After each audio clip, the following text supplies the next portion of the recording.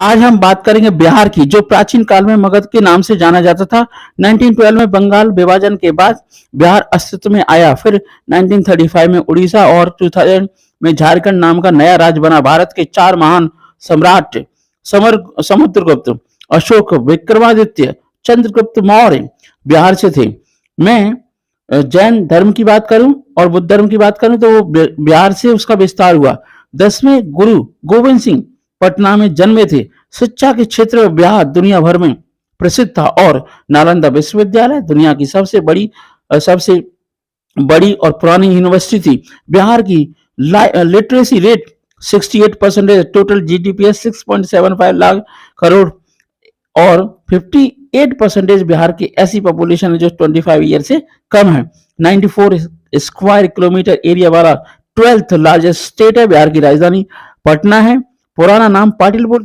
Doctor S Jaishankar, उन्होंने 1977 में UPSC qualify करने के बाद आईएफएस ज्वाइन किया। रशिया, यूएसए, सिंगापुर, जापान और चाइना जैसी कंट्री के साथ काम करके इंडिया के अच्छे रिलेशन बनाए और उन्हें Hindi, English, Tamil, Russian, Japanese, Chinese, Hungarian language आती है। डॉक्टर एस जयशंकर ने 2005 में Indian US civil nuclear deal को सक्सेसफुली निगोशिएट किया, जिससे इंडिया को first time nuclear weapon state का रिकॉग्निशन मिला। 2005 में इंडिया की एक ऑफिसर यूएसए में देवयानी को यूएस फ्रॉड के चार्ज में अरेस्ट कर लिया गया और स्ट्रिप सर्च किया गया, जिससे इंडिया और यूएस के रिलेशन बहुत ख़राब हो गए। इसे नेगोशिएट करके उन्होंने इस मैटर को कंट्रोल किया और डॉक्टर एस जयशंकर ने कभी कोई इलेक्शन नहीं लड़ा, लेकिन पीएम मोदी ने उन पर विश्वास कर दिया। 2019 में उन्हें एक्सटर्नल अफेयर। 1962 में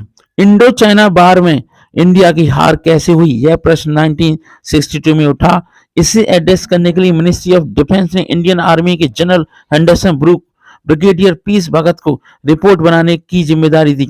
उन्होंने 1963 में डिफेंस मिनिस्ट्री को रिपोर्ट जब सबमिट की तो गवर्नमेंट ने नेशनल सिक्योरिटी का बहाना बनाते इस रिपोर्ट को पब्लिश करने से मना कर दिया। बट 2013 में ऑस्ट्रेलियन जर्नलिस्ट ने इस रिपोर्ट को ब्लॉग पर छाप दिया और हुआ ये कि इससे पहले कि उस ब्लॉग को ब्लॉक किया जाता, इंडिया के ही नहीं और देश के लोगों ने और जर्नलिस्ट ने इस रिपोर्ट को डाउनलोड कर दिया। इससे पता चला कि इंडियन पॉलिटिकल लीडरशिप 1962 की हार का जिम्मेदार थी। और तो और आर्मी ने जो भी जिम्मेदारियां दी थी, जानकारियां दी थी, उस पर कोई वर्क नहीं हुआ।